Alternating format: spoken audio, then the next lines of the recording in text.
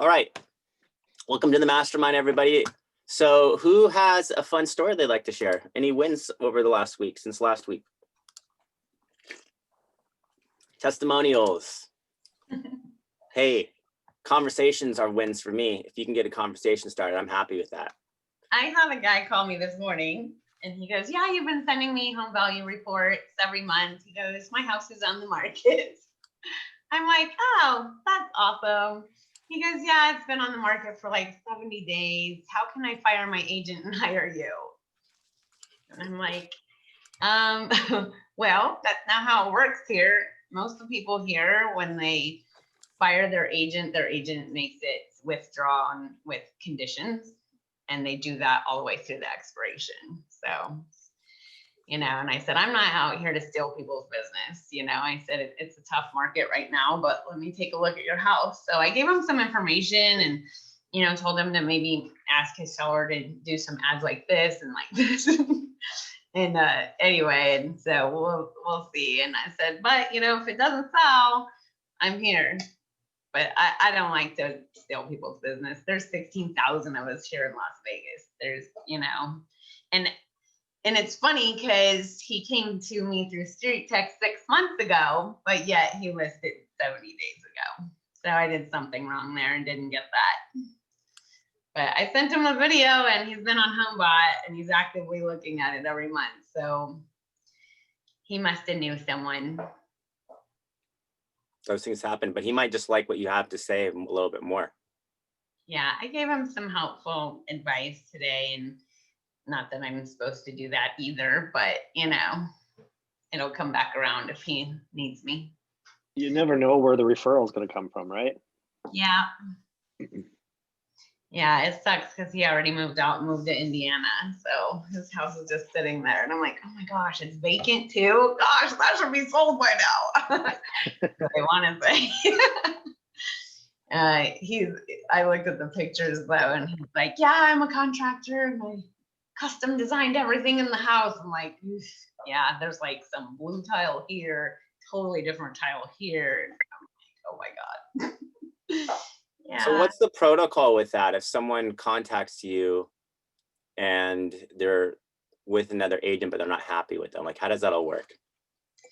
Yeah, I'm glad you said that. Go ahead, Wendy. I'll jump on behind you. It's different in different states. I know everybody has their own opinion, and I'm sure there's a lot of sharks here in Las Vegas that would easily throw me under the bus and tell them, to do this, and that. But like from my experience, when people come to me and they don't want their agent working for them anymore, that agent puts it in withdrawn with, conditions, and they do it through the whole thing. And then I have to go to the broker and say, hey, this guy isn't happy with your agent and wants to use me. And he's like, okay, well, he still owes us commission, So it's just like, I don't know. It's not worth it to me to,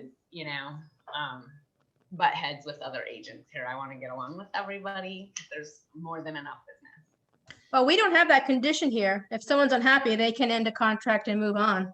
No problem. Where are you at, Pamela? South Carolina. Okay, Illinois, you have to, they can get out of it, but they have to do the work. Like if someone calls, you can't like offer to help them. All that I talk about is this is what's licensed law. This is what I'm allowed to do. I can talk to you because you contacted me. I can't contact you. I agree, Wendy, though. It's never really worth it. You never know when you're going to be on the other side of the table with that agent again. Right, exactly. I know. And the thing is if we go to put their property in the MLS, it like won't let me until they withdraw it without conditions. So that's the thing is I can't even put it in if I wanted to. See, in our contract, there's the condition and the conditions voided if they list with another brokerage. So that's the workaround. Oh, wow. One of the big things you'll find is, and it's a shark pull in some places, a lot of brokers do not explain to a seller that if they're not happy at any time, they can cancel a listing. So when I get things like what you had, Wendy, I just tell them, I said, well, I see you already listed with someone else. I don't steal clients. But if you're not happy, you can always go back and cancel the listing or whatever, and I'd be more than happy to talk with you. And you're walking very soft grounds there because You're going to have some butthurt agent that doesn't want to admit they weren't doing what they were supposed to do, or it just wasn't a good relationship. They can always file a complaint with you at the MLS, which is why a lot of people walk softly. But I just tell people in my listings, hey, at any given time, if you're not happy, we can cancel the listing. And I make that point clear. And it's just amazing how many agents will not tell a client that. And that's why they feel like they're stuck. Well, I'll call you in 3 months or 4 months when I'm done, when my listing expires. And I'm like, well, not to sound funny, but if you're not happy, how come you haven't canceled the listing? And they go, I can do that. And you're like, well, yes, you can. And then, you explain the process and then tell them if you want to do that, that's fine. Reach back out to me. I'll be more than happy, to talk with you. But that's one of the biggest things that, people don't explain. And so these guys think that they're stuck with that. So if some of you have marketing you want to put out there and your MLS has the process, just, all you're doing is informing sellers of their rights.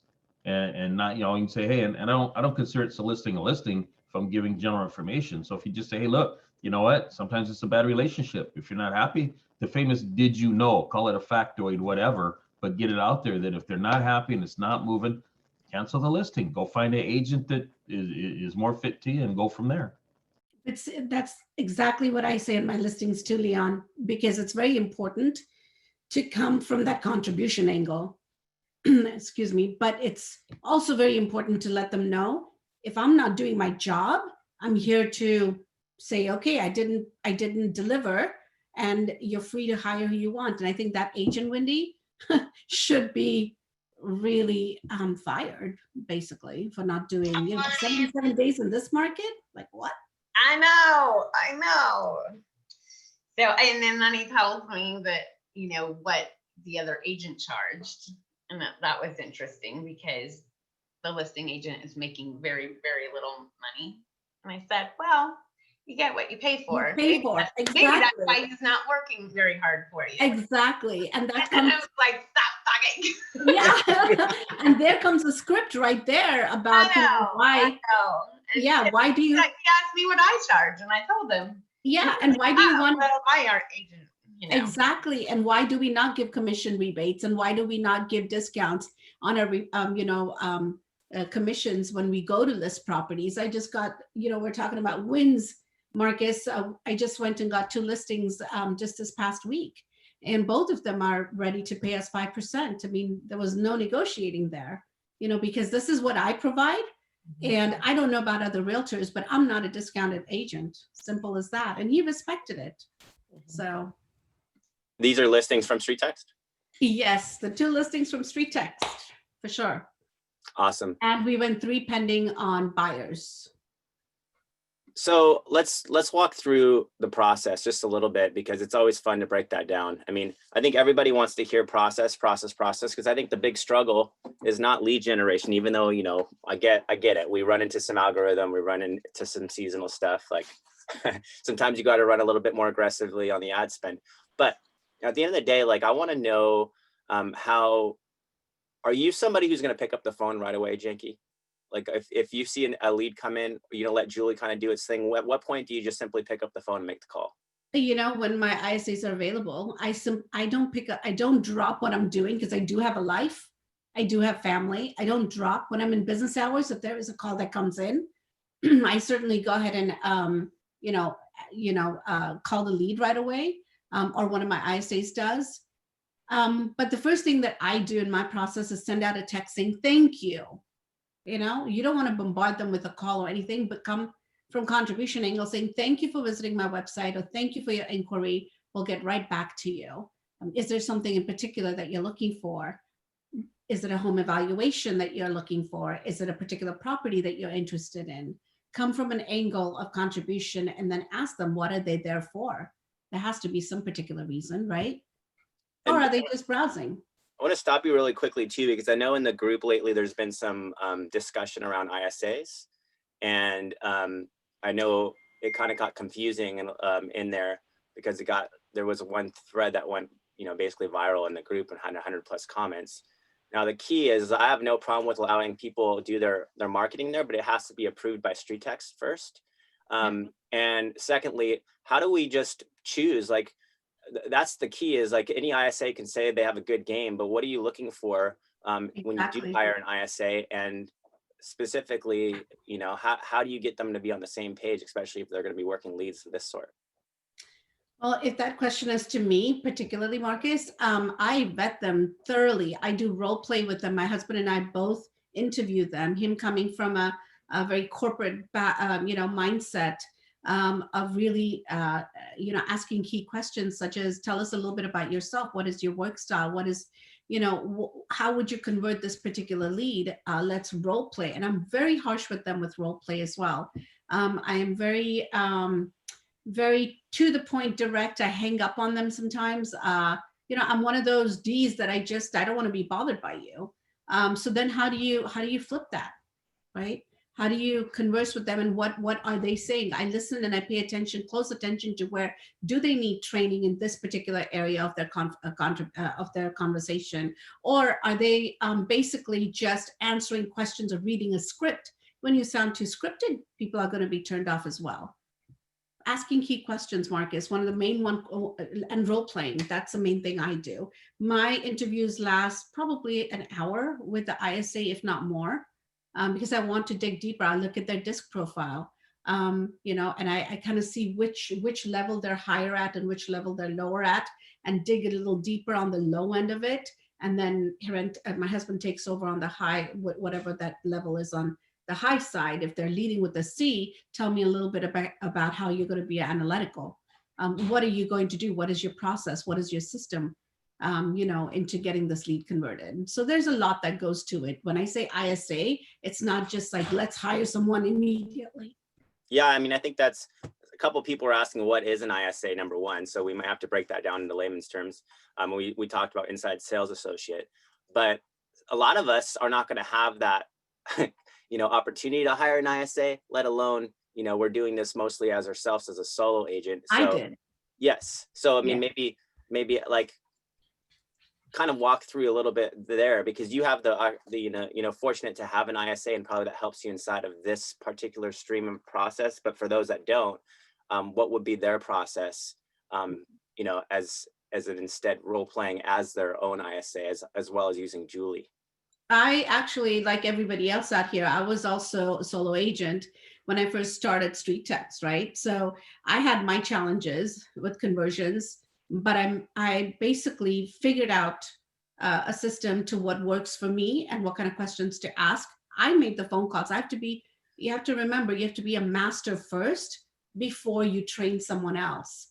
Leon, you're nodding your head, so I'm assuming that you're very well familiar with this, because you have assistants as well, right? So there you go. You have to be a master at what you do first. You have to do your affirmations. You have to, it's about mindset, especially with online leads. I can't say enough of that. And, if you don't have that mindset of positive, of actually sitting down and saying, all right, I'm going to make 10 phone calls today. They're going to be positive conversations. And if they're 8 no's, it's okay. That's exactly how I kind of cheerlead my ISAs, because I know that I needed that when I was a single agent, right? So you have to have that self-talk. And once they hang up on you, that's okay. Keep moving on. And again, like I said, the key questions you're asking the other person, when the lead came in, I always picked up my phone and said, hey, thank you.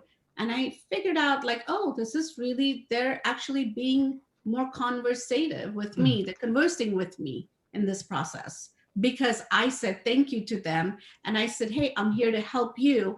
What is it that I can do for you? Now, you got to remember what their personality is as well, right, Marcus? I mean, it's very important to not talk to a high D like that, because you're like, all right, come on, get over it. Come on, let's move it. But with this high C, they're going to say, yeah, I'm looking for statistics. I'm looking for this and I'm looking for that. And you start pulling your hair out and saying, okay, I'm here to help you.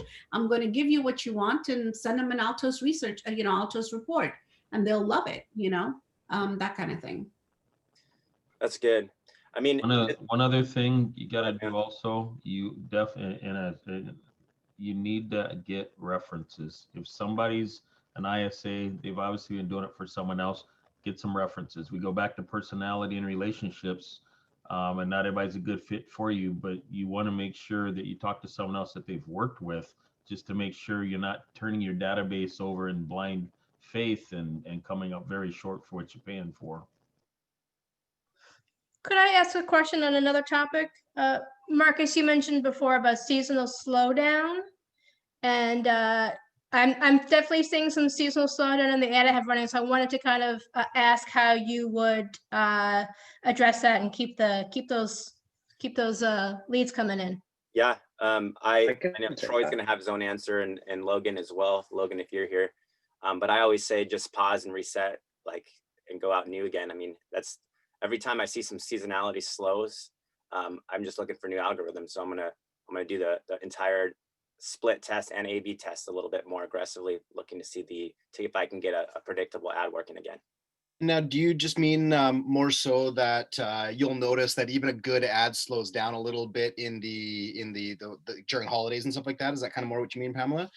Now, typically what we see, and I've seen this myself, lead performance may slow down a little bit as you approach holidays and stuff, but we also notice that lead quality typically tends to improve. The people who are clicking on ads around holidays tend to be a little bit more purposeful.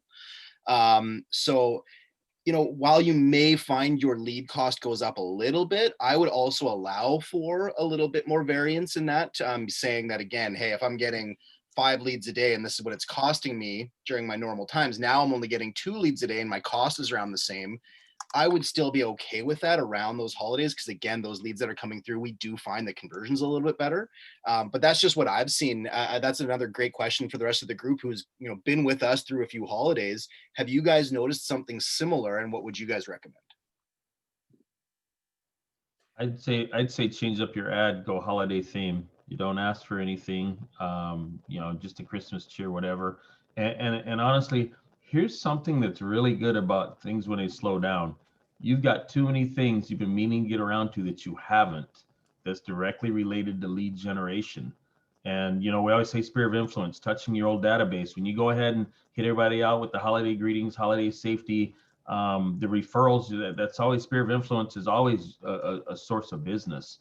So if things slow down a little bit and you get that breather space, everybody should already have their 2021 business plan in hand. And in there, if you don't have follow-ups reaching out to people, then you need to add it to your list because this is the time to get them. And like with us right now experiencing the COVID shutdown somewhat again, people are picking up the phone. So this is the best time in the world to reach out to everybody you have because you've got a lot of data already. And if you're not following up with it, you're wasting money. Image I just came to my mind was the what's your home really worth funnel. Enter your address, receive your home value, and find a little Christmassy home image, right? Stops a holiday. I mean, it's a holiday cheer. Put in a nice little cozy home with that type of stuff and see if that works because we're all looking for that Christmassy feel right now. And it's, Here's a question. So some of the GIFs that have motion already, like flashing lights, this and that, if we were to sit there and try to run an ad with like a house with Christmas lights that are just flashing and activity in the yard, would that actually run on a ad? Logan, custom ads class, I'm gonna defer to you. I see no reason why not. I mean, all you'd have to do is when you're building the ads from StreetText is, and you can, trying to think how I can get everybody this, but I have a document that I created that includes obviously my, the walk through the custom ads and everything like that, but also I'm attaching little videos to show people how to do different things. One of the big ones was how to replace a static image with any video that you'd like. So all you have to do is get that on your computer, build the ad, pop into ads manager and simply replace the static image with that 3-second GIF or whatever. Wouldn't be a problem at all. I don't see that being an issue. It's the same thing as always though, the way I like to explain it is when you have a static image on a lead gen ad, the entire ad is the bullseye. Anybody clicks anywhere on it, they're then directed to the landing page or through the lead forms to get what we want done. As soon as you include that video, the bullseye becomes the learn more button in the bottom right-hand corner. Right. So people, again, your video has to be good enough to keep them enticed, engaged, and want to move forward because it's not just going to be, like I said, the click has to be in a very small little box. So as I always say on my custom ad class, though, the reason people come to those custom ad classes is to try something new. So, and we always know 24 hours of any test is more than enough time to understand if it's working or not. So regardless of what you want to try, a 3-second GIF in terms of an ad, great, let's test it, let's try it, let's run it. If you're not seeing results within a day or so, kill it, replace it with something different. And here's the thing that I think a lot of people, it just passes by them when they're reading the stats on these ads. When you look at those two funnels, I'm talking about the seller funnels, the one that says if someone were to buy your home, would you sell it? Find its value in the current market. That's the second available template. And the other one that I point you all to with the blue house that says, what's your home really worth? Enter your address, receive your home value.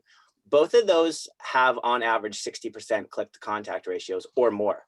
So what does that mean to you? That means when you're running split tests and A/B tests, you need to look for the click to contact ratio. So what that means is, I don't care how many clicks you have and what your cost per click is, at the end of the day, are at least half of those clicks becoming some sort of submission. And that's when you know you're in the realms of keeping that ad on. So if you have 2 clicks on the ad for the day, did you get at least a lead from it? That's the kind of thing that we're looking for. And obviously that's why if you can drive that cost per click as low as possible, you're naturally going to get more leads, because those click to contact ratios are naturally super high. Right? So that's what you really want to test, is make sure when you're running split tests and A/B tests, look for obviously the lowest cost per click, but also look for the highest click to contact ratio. And if you're getting at least over 50%, you're in a good realm, and you should maintain that ad, or at least keep it up a little bit longer to compete against the other ads. And then obviously when you're looking at your contacts, every one of those contacts has the ad ID it's coming from. So that's when really you're going to dive in a little bit deeper and look for more phone number submissions, or just the quality neighborhoods. Sometimes you might be willing to spend a little bit more for that lead if you're getting leads from the ad that you really want, even though it's because 15 miles is what everybody has to work with. Does that make sense? Marcus, can I ask a follow-up question on that? Yeah. I'm sorry, I'm newer. So I thought I heard at one of our groups that someone said you can only turn off an ad for up to 48 hours. If it goes past that, you have to start over?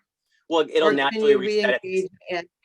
I'm It'll sorry. just reset itself. So it doesn't mean you have to start over. Like, you could always turn that back on, but chances are it'll just start from scratch again, and you're just subject to whatever that ad performs. Like, it's not gonna take off right where it Right.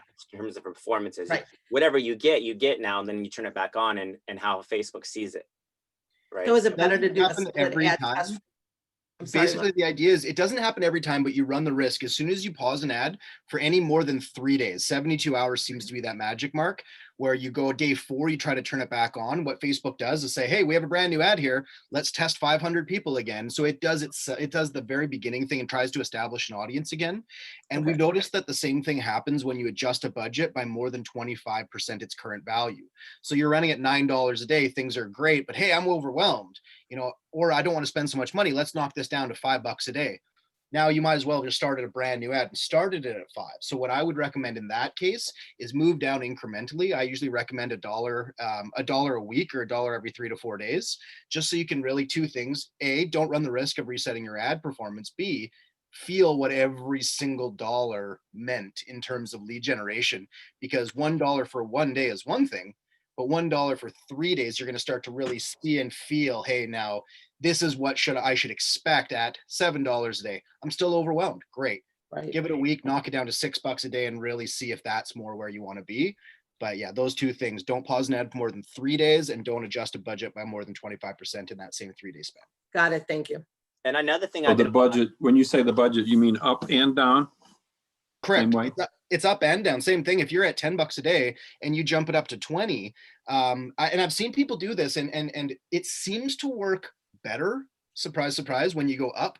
And it doesn't always reset your ad performance by doing either of those things. I've just seen it happen more often than not. So Yeah. going and doubling your budget, while it may reset the ad, right, it's given itself a larger runway, so it may perform better still anyways. So you're less likely to impede yourself by moving it up than you are down, of course. But I've definitely seen completely different traction after an increase of budget as well. Well, and here's the thing. I've tried that with a split test where I canceled my 2 ads that I was running at 9, and the ad that I left, I moved it up to 15 or 20 or something like that.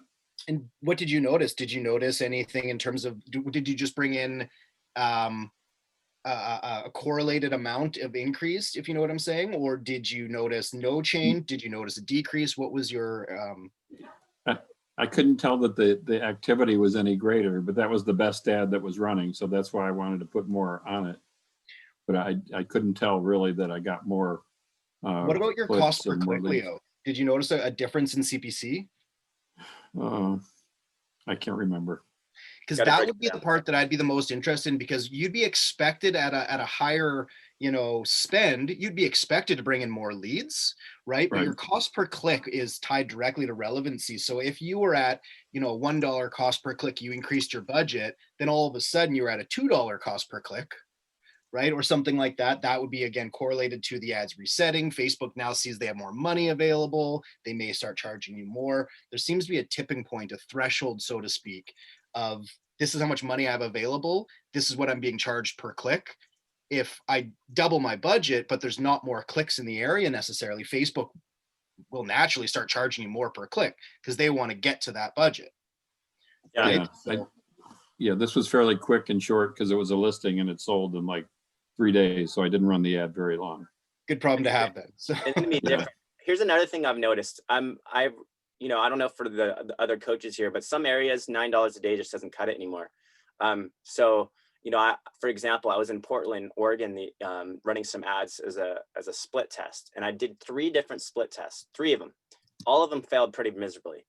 I come to the 4th time as one last shot with this guy, just to say, you know, just give it a time. I promise you'll land one. And what we did is we just changed it to a terrain image of all the images because of the mountains. And we raised it to $12 ad spend instead of $9. And all of a sudden the leads start picking up. I don't know why. It was just the $3 ad spend change.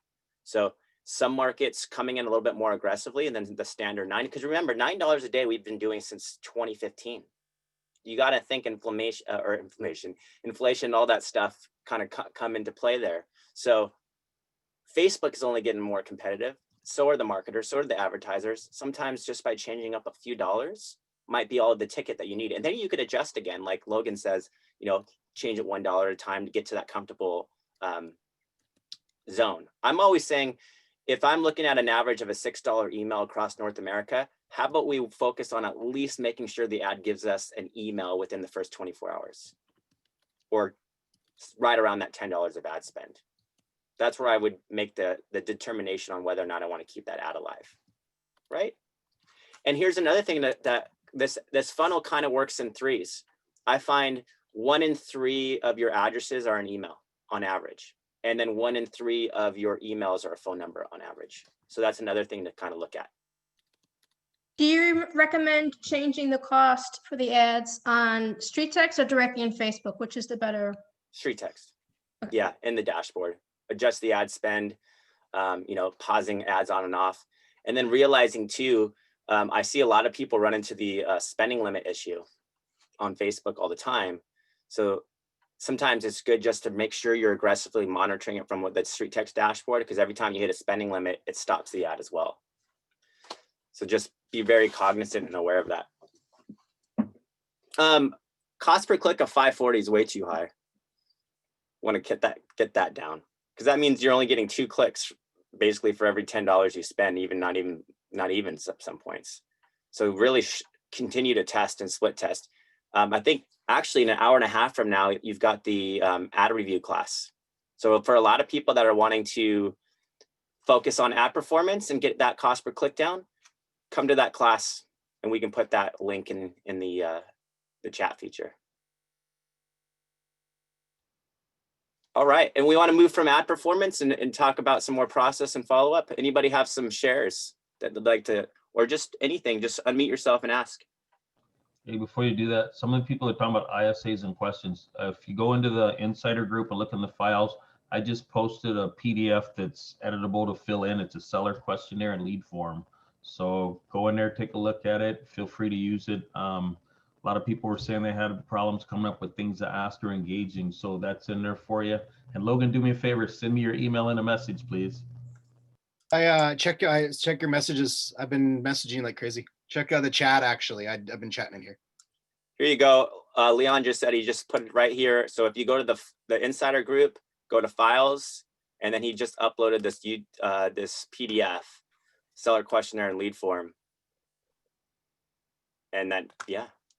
see what we got here. So what is this exactly? Leon? Just follow up when you sit there. If you want to be Julie doing that, questions whether you're emailing or texting to them, or if you're going to call and ask yourself, it's an editable PDF that if you're talking to somebody and you've got a screen up, you can ask them the questions, fill in what you need, lets you track the the information on the clients, and you just have a folder on your computer, something somewhere, and save it against them. But it's basically has 19 questions, and I'm laughing because it even has disc behavioral profile at the bottom of it. I need like the janky that, but I laughing. I seen that the other day in some of my stuff. I go, you know what? I got to give that. And then if you look at the name where it came from, Eisenhower Group has a lot of free 99 stuff. You can go in there. They got buyer scripts, seller scripts. They've been around for a while. Really good. Free 99, won't cost you nothing. So anybody that's looking for something to maybe change up their lines and what they're doing, run with it.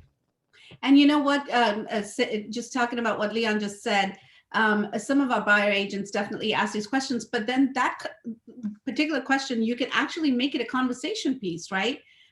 Just don't be so scripted and talking, just even with your scripts, when you're talking to people, when you're calling people, just don't be so scripted. And that's something different that we're going to talk about in our group coaching.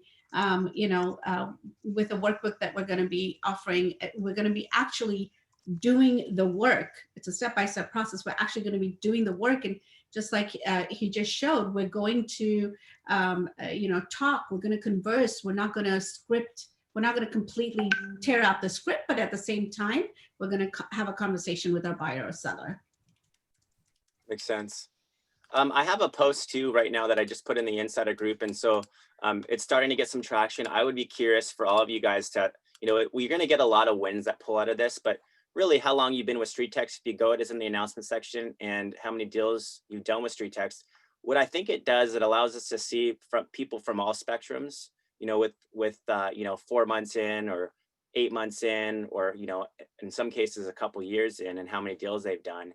And also, I think there's an opportunity there for people that are struggling for us to figure out and go in deep into the follow-up process and see what you're struggling with. I think sometimes it's just initially getting that person on the phone or in conversation.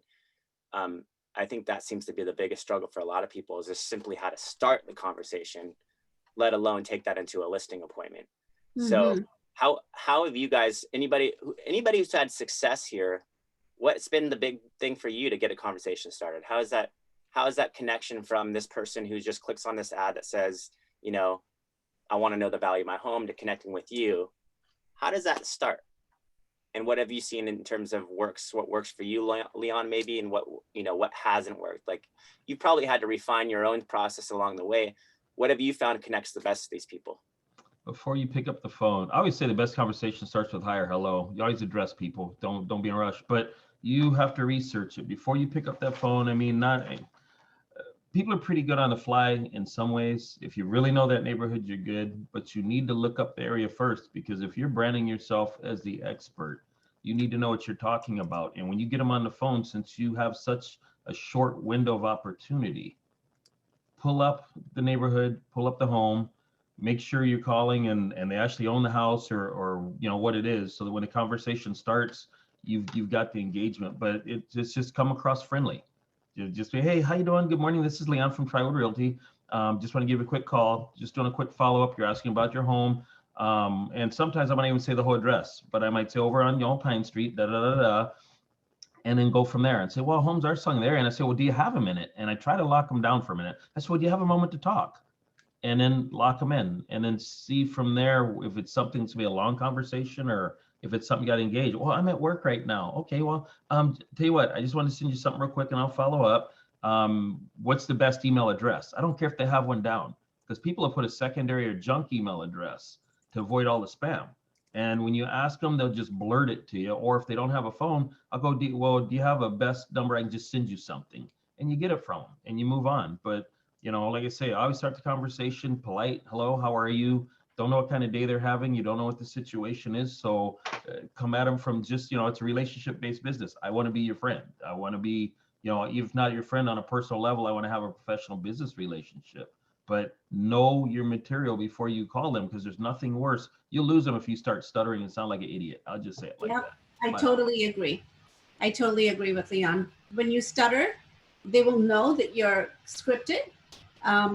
On that note, Leon, I will take it to some of the things that I do. I basically go ahead and have a conversation. The first thing I say to them is, hey, how are you? I just wanted to, do you have a quick minute? And when they say, no, I don't have a quick minute, I basically say, no problem. When is a good time for us to talk? Because I really, really want to share market knowledge with you.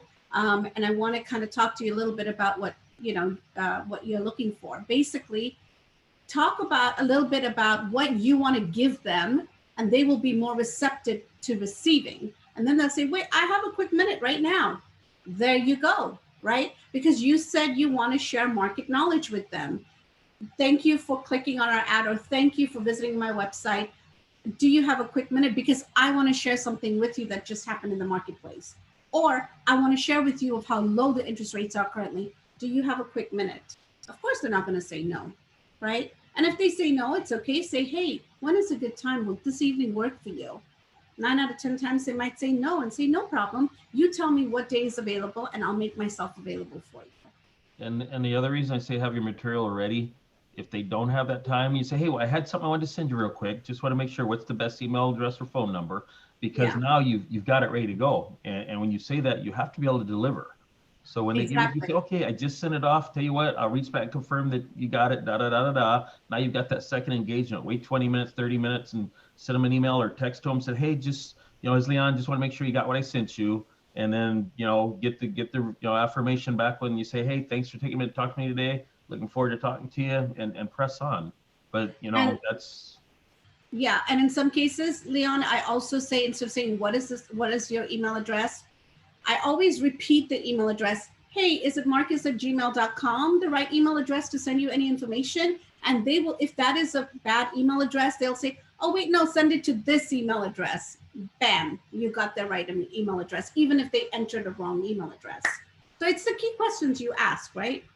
It's great. And you also, I would say, confirm when you do send something that text with Julie.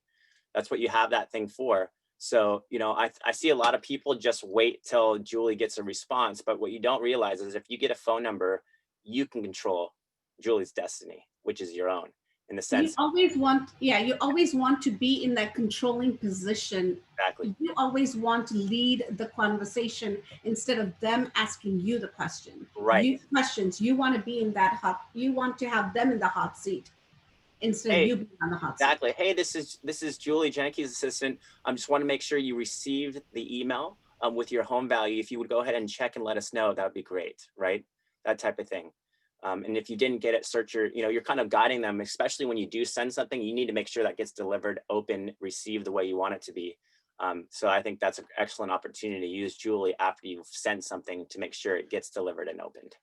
The other reason you're also confirming something, people fat finger things. I don't have the smallest hands. When I'm doing something in a hurry, I might hit the wrong thing in an email or phone number. So when you're confirming back to them, you're just verifying your information you have already is good. And if it's not, then you'll go ahead and update it, because it might be, they might have put a wrong name in there and you're still delivering somewhere else to somebody else. And that's why it's not kicking back and you think it's getting delivered when it's not. So you're just confirming what they put down to make sure it's good. I think another thing that helps with the lead conversion is just, in your script and role playing, doing a lot of mirroring and matching with, the person's tonality. Are they speaking at a fast pace? Are they speaking at a slow pace? And just matching what they're doing is going to help you build rapport with them quickly and make them feel more comfortable talking with you. Shauna, you had your first win this week. Could you share on that? Yeah, we had our first closing through StreetText, so that was good. And that seller has 2 more properties that they're going to be looking to sell here in the next couple of months as well. So, and Ira, thank you for helping me with the automation yesterday. We have some hiccups in what I thought was being sent out, so hopefully that'll help our stats as well. Yeah, it's really important that, like Shauna yesterday, we were talking because she found a little mistake and I was testing the little mistake and put myself through her funnel. And I ended up getting like an email and then the follow-up email right away. And she had another email that was like buried low below that she didn't know was going out. So even with that miscommunication in that email, she still connected with someone. So people like to know, when did that lead come in? And like, what was the conversation with that lead that you worked with, Shauna? They came in probably, and we have a new ISA that's on here as well. We both spoke with that lead. I know he started with us at the end of October, so it must have come in since then. And yeah, and we were competing with other agents. So yeah, just staying in contact with them even after the initial meeting with him and his sister, continuing to follow up. Because even after we met with them, they were still on the fence. They were feeling really guilty because the other agent they met with first, and that other agent also happened to be in my office, which was a little awkward. But I think the follow-up just really, really helped. We use AM cards as well, if you guys are familiar with that, or send out cards, and maybe sending them some brownies after we met helped to sweeten the deal. Of course. So, and it yeah. matches your automations. If you haven't seen Shauna's first automation, I love it. It's in the video example section of the insider group, where she says, what are the restaurants you compare, Shauna? You say, like, are you after a Shake Shack evaluation? Because I can get you that. Steak and Shake versus McDonald's. Like, this is Yeah. more Steak and Shake. This is going to be a custom evaluation. It's not going to be instant, but we're working on it. Yeah, love that. I had a listing presentation I went on, and they had another agent they said they really liked, and it was such a toss up. So I said, you know what? Why don't you just list with both of us? And we can do that. I said, yes, you can, because half of something's better than nothing. So the only thing I did is I took primary on it, told the guy, go ahead and put his writer on my sign. And it's funny because I actually knew the guy. So we co-listed it. I wound up still getting the referral for them moving elsewhere. And then I went after the neighborhood, and I was getting the sign calls for the buyer leads as well. So, you know, in the markets like we have, you just got to be creative with what you do. So, you know, co-listing is better than no listing at all sometimes. I love what Shauna said. Shauna, that is so awesome that you send out something to sweeten the deal. I think that is so important. Every time I get a listing agreement signed, I send them out something to saying, the Janki Patel team is here to help you. And, you know, because that's when they are worrying, they're stressed out, you know, so let them know that you're there for them, but get to the point and make it in and out quickly. Let them know that you're here for them, and then let them know that you're also going to help them any which way you can by making things more sweeter on the other side. So when you send out note cards like that with something sweet, they appreciate it. And guess what? 3 other friends showed up and said, hey, who's your realtor? Because why? Because they were packing together and that delivery just came in. Who is it from, right? So that our whole job as realtors is to make connections, to grow our network and build our businesses from there. How about for people? I mean, I'm just curious. Have anybody had any success with an email only lead?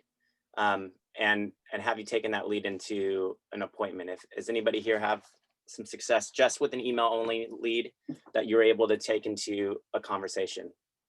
Yeah, Sarah, you did? Go ahead and share. Yeah, and thanks to Wendy, because if it hadn't have been for her, I don't think this would have happened. Wendy, I did your thing, and here a couple of weeks ago, I had sent one of those cards out, and I got a reply. I don't know if you can all see this. Oh, great. Is that a picture of your ad? It's a picture of it, and they sent me their email. And it turns out I was really busy the week that I received this. And so I replied right away, and I said, I will get to this by the end of the week, and thank you very much. for the opportunity to be of service, I'll be right in touch. And so at the end of the week, I started to work on this, and I found out they were already listed. They were on the market. And this lady is kind of a high society lady. And I said, I just realized that you folks are on the market. And I said, I don't want to compromise any real estate ethics. And I said, so I'm not going to send you anything, but thank you for the opportunity to be of service. And she wrote right back and she said, we have somebody, they were on the market by FSBO. And they had somebody in California that was posing as their realtor. And so she said, you sent me a card saying that you would give me everything that you would give me a evaluation, and that's exactly what I expect. And so she said, I'm a FSBO and you're not breaking any real estate ethics at all. So then I said, all right, I'll be in touch again. So I gave it another 2 or 3 days. And so I sent it to her. I sent her a video, and it was long. It was 25 minutes long. They looked at it 10 times. And then over Thanksgiving, they looked at it another 6 or 8 times. The whole way through, 100% every time. So just before I got on this meeting, this woman called me this morning. I had an hour's conversation with her, and I'm going to meet her on Friday. Wow. Have any idea what this home is worth? It's just under $1 million home. Yay. What did she mean by she had an agent posing as, you know, some people, I don't know where you guys all are if people do this, but every now and then you'll find somebody that knows somebody in another state and they want to list their house as a for sale by owner. And so they use that agent to list with them. And this agent is out in California, Carlsbad, California, I think, if I remember correctly. And I understand, she basically in her emails to me or her text messages to me, she said, there isn't a snowball's chance in hell I will use you or anybody. And she said, we have, and so I understand they're members of a church that's probably got 25,000 members in it. And I'll bet you in that church, there's 2,000 agents. So I kind of understand why she doesn't want to, she'd have to say no to everybody. So I get it. But today she reached out to me and I'm kind of shocked. And I wasn't going to share this till next week, maybe, because I don't want to jinx this. So this was an address only or an address and email? No, it was a address only? Yeah, it was the address only. It wasn't an email or anything. 100%. I love that. That's and for everybody, that example is in the insider group. We'll go and pull it and post it and pin it in the announcement section here shortly. Troy just dropped the link in the chat there. You can click on it. There you so go. Wendy, you've made my day. Actually, my week. Now go get that listing. I'll tell you next week. All right. Yeah, we get a whole bunch of email onlys and it says, we want to find the value of our house in Las Vegas. Like, that's all, just Las Vegas, Nevada. I'm like, okay, can you be? So we email back and just say, you know, that we got a request to find their home value, but we really kind of need their address to do that. So most of them end up sending us the address, but I don't know what people are doing. Oh, Las Vegas, Nevada, that's where I live. What's my value? Like, well, and I'll put on it, you forgot. I'll write it. You forgot your email. And right, that's on the postcard, but when they only send their email and they don't send their address, yeah, we just email them back. And usually they'll reply with an email if they really want the value. I mean, they'll reply with the their address. But yeah, that's funny. Like, gotta have a little more info. I've had that happen too. And then I dug up their address and the tax records because, you know. And Well, the key, how about the if you key, guys get your, instead of on the lead, you get the address, but no email.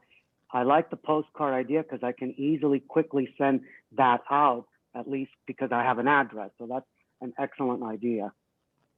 and remember, one key thing in that really stands out, and it's not false advertising. Make sure you put the Facebook logo in there. That's where they found you.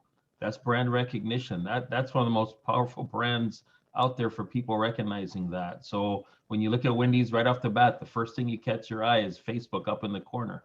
And then her message says that it was through the Facebook link. So you're driving them in an area where you're creating a little more trust because they trust Facebook and they know they were there. So if you're going to put it on a postcard, make sure you give them a reason to want to talk to you. Here's the image. Yeah, and do it landscape. I got into some trouble with the portrait or postage. Don't ask me why. But if Well, and I remember you said that, and so I got envelopes that match, and I don't put my return on it or anything. I look up in the tax records what the name is if I don't know what it is, and I just send it out in an envelope. there you go. Yeah, or that. But yeah, post office is like wanted so much postage for those, and I ordered so many. I'm still using them. I don't care. but yeah, I think it'd be better to do the landscape. You know, here's another thing to think about too when you're sending emails, to put that image of the ad they clicked on inside of the email, just to remind them what they just clicked on, right? Like it just says, hey, this is the ad you clicked on. That's like that brand recognition is because you're doing it with your address only, right? And your postcards. Why not take that into your email communication as well? So it continues to brand that initial ad and helps remind them what they just clicked on. Well, and that's the bummer of this, because the ad that she actually clicked on isn't the original ad that I put on these postcards, but she still sent it.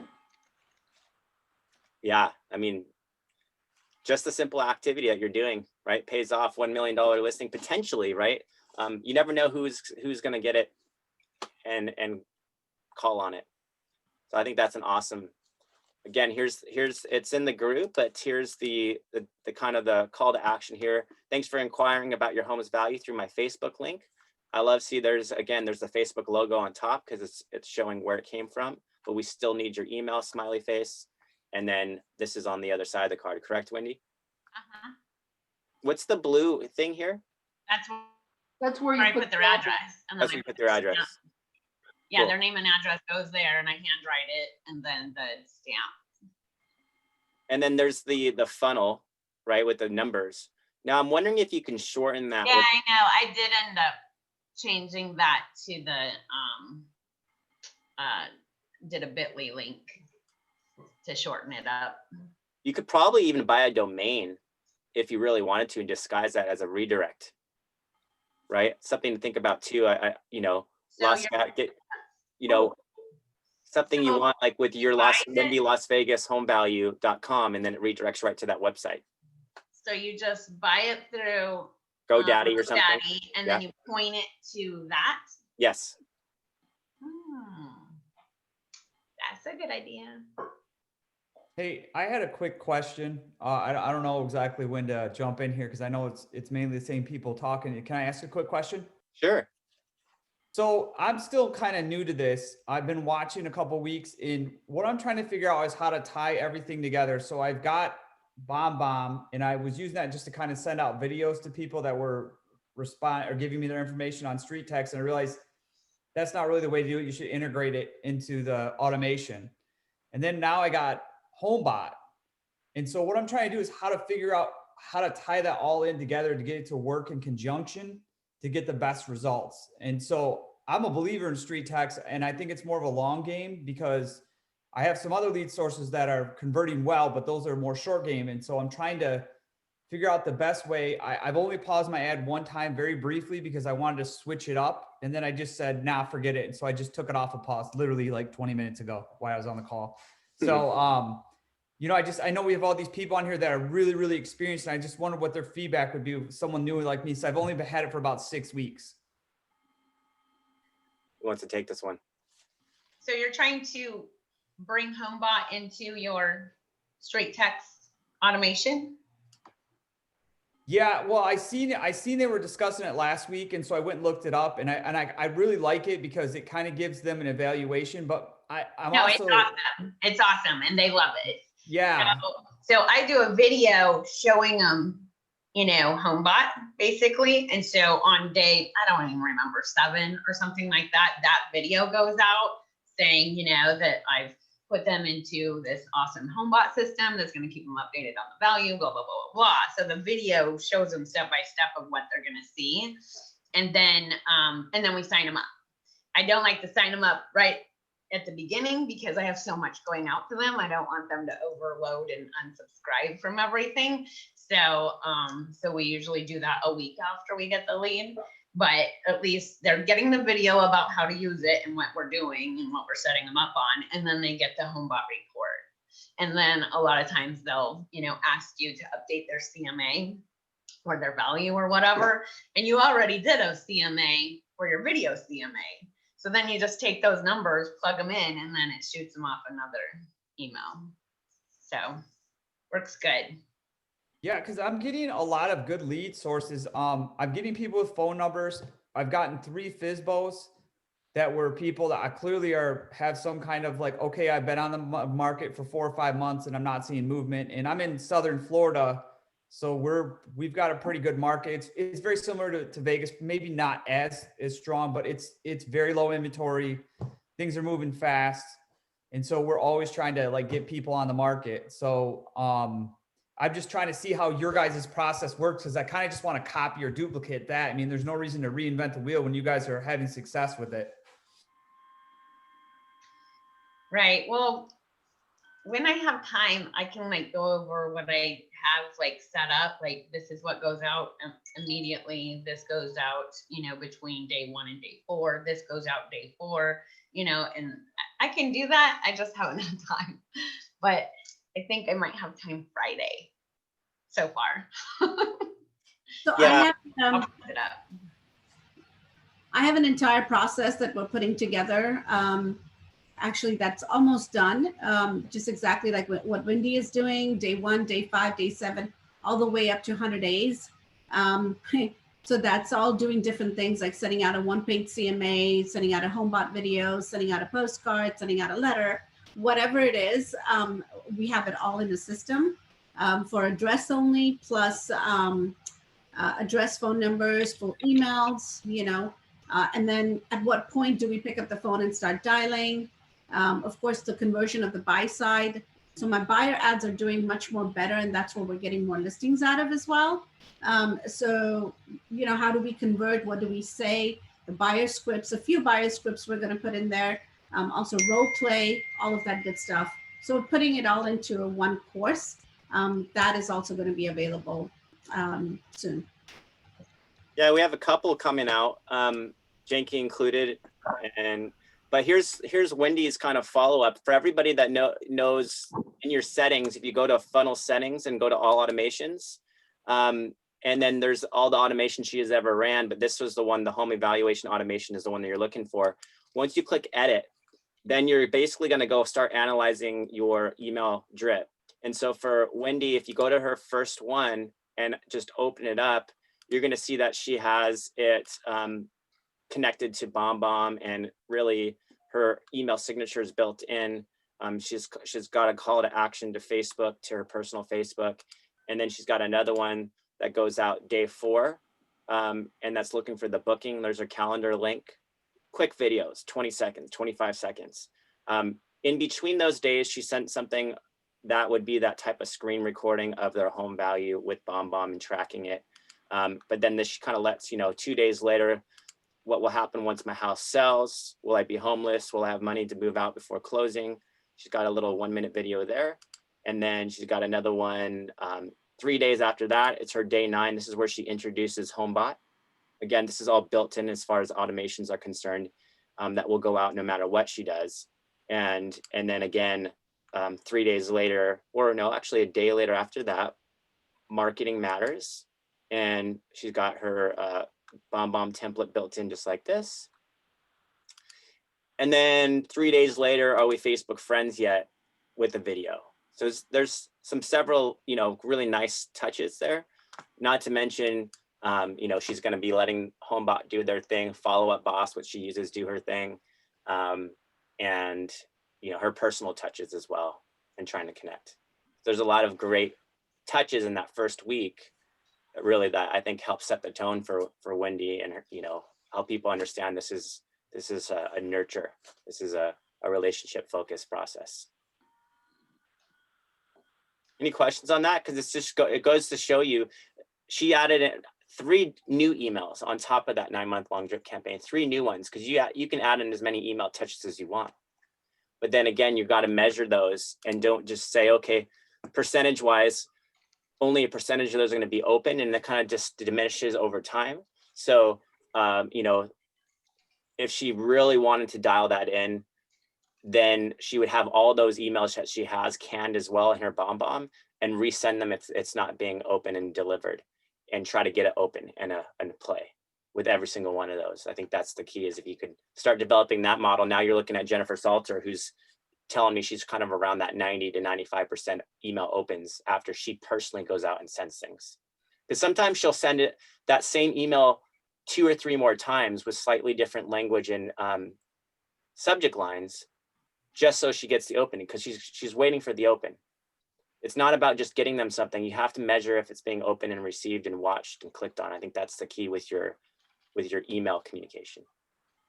When it comes to automations, how's the best way to learn how to set your automations properly? Because Ira and I went in and I had all mine shut off and I didn't realize what I was doing.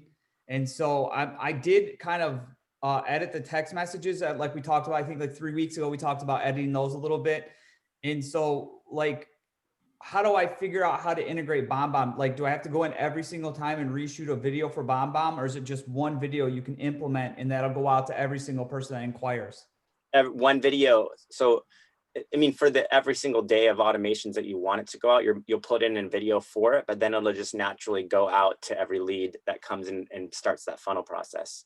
So, but for the leads that you already have, you're going to want to create a plan that sends them the same type of things that you want them to see, but maybe from a personal send to record or to track. Really, you can't go back to the leads that you already have, but you can, moving forward, adjust all those automations to reflect what you want the leads to see moving forward. That's what I'm looking for, is because right now we're in the slow season too for about 2 or 3 weeks, and then it elevates. So I'm trying to get everything set, so when we come into January, February, March, that's really busy season down here in Florida. I want to make sure everything's already automated and ready to go. That way, if I do get busy, I can still, it's still working the people and kind of nurturing the leads. So Yeah. what I would say, Christopher, do you have a checklist in hand or a flow chart or sequence of events for your clients? I don't for StreetText, no. I have so just to give you a backstory, I'm about 9 weeks into real estate. And so I haven't been in the business very long. So I'm kind of still learning a lot of things about lead sources and having the business plan together and all. I mean, everything's pretty green to me still. That's good. You have no bad habits. In the StreetText Insider group, Marcus had posted last week or the week before, and there's a couple other ones where people have flow charts showing what they do. I would recommend going in there, looking at that, seeing what they have. As far as automation goes, you don't want to over automate, but as far as HomeBot, make it a habit to put all your clients in there. That way they're going to get a monthly touch from you without you doing anything. And then get familiar with Julie. Julie is my best friend in StreetText because people talk politely to Julie. Guys we get beat up as guys, trust me. Julie will open doors you can't. Julie gets asked for dates when I don't online. So Julie's a really, really, really good asset. Go in there, change the name so that Julie's sending everything out. Something I said last week was make sure Julie has her own language. Don't write as you speak and put Julie's name on it. Make it as a person, her own identity, so that when she hands people over to you, you've got it. And then just go cruise through the insider group, and it's amazing what you'll learn just from the conversations people have in there about what they're doing with their sequences. And then what you'll appreciate the most is if you have a question and you ask one person, 10 will give you a response. So just piggyback off everybody, build off that. As you start playing with Julie, between Marcus, Logan, Ira, Steven chimes in, you've got so much help, you won't even believe what you have, but it'll get you where you want to be quickly. What would Thank you you say so to much. I really appreciate it. what would you say to the people, Leon and Jake, before we go? You know, because I do want to direct everybody to that question I have. You know, how long you've been with StreetText? How many deals have you done with StreetText? And when you see someone in there that's been in for 4 months, 2 months, you know, in one case I saw someone say 8 months and they haven't closed the deal yet. What would you say, like, to these people that are figuring out what am I doing? You know, is this ever going to work for me? How do you get them keep them motivated? I would first ask them, what is their follow-up process? Yeah. You know, and then ask them, what is their mindset like? What do they want to achieve at the end of the day? Of course, we all want closings, but what is your mindset like around these leads? If you're going to think that they're going to convert right away, far and few between, of course they do. But again, they only will convert if you have a follow-up process, a follow-up system in place, right? So again, going back to what is your system like? What tools are you using? And how are you leveraging yourself to use these tools and systems that you put in place? So systems such as, what do you do on day 1, day 5, day 4, day whatever? What is your system? How many hours are you allocating to lead generation every single day? Are you doing 1 hour, 2 hours? What is that? What does that look like for you, right? Those are the things that I would ask. And then if you're not doing any of that, then you can't blame StreetText or the ads not working, because you're not doing your part of the follow-up system. And piggybacking off Janky, what I'll say is this: go back to the beginning, because if you weren't converting anything, you have all these leads that are still in there. So go back to the beginning. Don't just start today with what comes in. Go back to your first leads you had, start hitting the follow-up and go through it, because that is where it all comes from. It's, the statistic is real about how many times an agent will touch a person. And this is why I always say, let your automation do what it's supposed to do, because it's doing what you're not doing. So if you're getting the touches out with the automation, and don't rely solely on that. You have to make that phone call, at least text something. People respond to a text 90% of the time. So even if you're going to send a text, have your material ready, because if that text turns into a phone call, don't let that make you fall on your face. So as you go through it and you sit down, I have digital files now. I used to sit down with my files and go, I'm not moving till I go through all of these. And I would start the top and work my way down. Now it's online, but whatever you do, and like they say, the best CRM is the one you use. I don't care if you're writing pencil and paper. I don't care if it's your notes in your phone. Google Calendar, you go in there, you put it in there, whatever. But you need to be able to take notes, so when you call that guy 3 months from now, and if he's doing something crazy, or I can't talk right now, I'm doing this, write it down. So when you talk to him in a couple of months, as a memory jogger, oh, last time I was talking, you were laying under a car with a motor in your lap. You know, just get that laugh going. But you go back to the beginning, start those leads, work your way through, and just follow up with it. Like I said, just the new folks, go cruise through the insider group. There's a lot of good stuff in there that'll definitely help you, and reach out, because the only dumb question in the group is the one you don't ask. Yeah, I totally agree with Leon. And also, Marcus, one last thing I want to say is that all the leads that we're converting right now, this moment, like yesterday, our team, well, we converted about 3 leads, but they're old, right? They're old StreetText leads that are finally, after we have bombarded them in a systematic format, a systematic way, they're finally saying, okay, we raise our hands, we're ready to buy, we're ready to sell, please do come over. So it's a, you know, you have to, it's a process. You have to have a system around it, and, you know, some will, some won't. So what? So just keep going. That's what my coach says to us. Some will, some won't. So what? So what? Keep going. Love it. Thanks for coming, everybody. Any last second questions, comments, anything that you'd like to put out there? Let us know right now. If not, we'll end the mastermind with that said. So I asked a question the other day about the craziest listings you had. Just for grins with the postcards, address only. I was scanning one while we're sitting here. I'm gonna load mine in the insider group as well. So those of you that have address only stuff you're putting out, go put it in the group. Let people get an idea of what you're running, and see what they can do with it. anything that's working. If you're getting a bomb video that you're getting replies with right now, any one of your emails, your SMSs, what has worked for you, and have you been measuring it? Because at the end of the day, don't just get email videos in there just to have them because you know that they're the cool thing to do. Measure it. Talk to Jennifer Salter, pick her mind on how she gets her email sent personally and how she continues to send them out until she gets the open and the play. Because that's the only way you're going to get this going, is if you can get interaction and measure that follow-up. Measure it not on a cost per lead, on how many conversations you could create. That's my challenge to you, is try to break that down for every spend that you know, what's your average cost per conversation? That'd be even a good one to measure. All right. Have a great one, guys.